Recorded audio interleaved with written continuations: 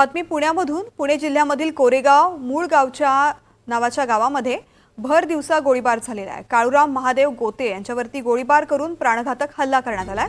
भर दिवसा गावामध्ये 5 गोळ्या झाडण्यात आल्या। 5 पैकी 3 गोळ्या गोते यांना लागल्या असून गोते जखमी झालेत। या प्रकरणी दोघांना ताब्यात घेण्यात आलंय। तिसरा मात्र फरार झालाय। गोते यांच्यावरती सध्या उपचार सुरू आहेत।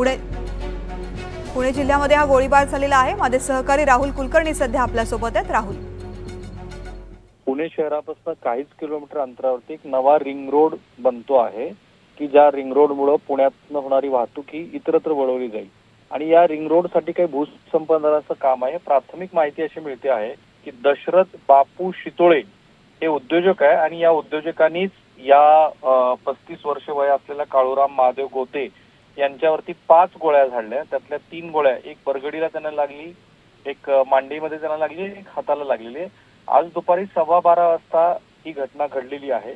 माहिती अशी कळते आहे की शितोळे यांच्याकडे म्हणजे त्यांनी जे व्यवहार या रिंग रोड संदर्भामध्ये केले तर त्या संदर्भात काही आर्थिक व्यवहार झालेले होते। बरेच लोक त्यांना पैसे परत मागत होते। अनेक जणांनी त्यांच्या माध्यमातून ह्या भूसंपादनात काही गोष्टी केल्याची चर्चा आहे आणि त्यातनंच हा गोळीबार झाला असावा। पर तो गोळीबार झालाय तो हे जे काळूराम महादेव गोते जे जखमी झालेले ते लोणी काळभोर इथल्या विश्वराज हॉस्पिटलमध्ये त्यांना सुरुवातीला आणण्यात आलं होतं, परंतु त्यांची प्रकृती गंभीर असल्यामुळं त्यांना नोबेल हॉस्पिटलमध्ये शिफ्ट करण्यात आलंय। तर हे मूळचे कोरेगाव मूळ इथले रहिवासी आहेत, पण जो घटना घडली आहे ती दशरथ बापू शितोळे यांच्या घरात घडलेली आहे। त्यांनी यांना बोलून घेतलेलं होतं, जे घर पुणे सोलापूर राष्ट्रीय महामार्गावरती आहे आणि तिथे आल्यानंतर त्यांच्या शितोळे यांच्या कुटुंबियांच्या उपस्थितीमध्येच हा प्रकार घडला आणि 5 गोळ्या झाडण्यात आल्या।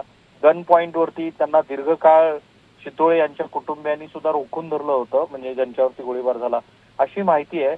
म्हणजे आता पुण्यातल्या ह्या ज्या गुन्हेगारी स्वरूपातल्या घटना आहेत त्यात किती वाढ झाली दिसतंय।